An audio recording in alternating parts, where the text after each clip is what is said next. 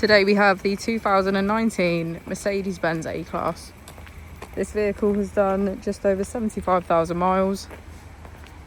It has a manual transmission and a petrol fuel type. To the left of our steering wheel, we have voice control as a feature, and on the right we have cruise control and automatic headlights.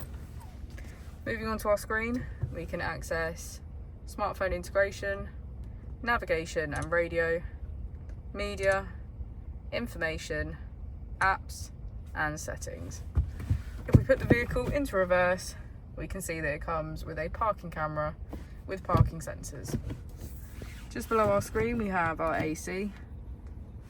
As we go to the back of the vehicle, we can see that all of our seats have a black leather trim.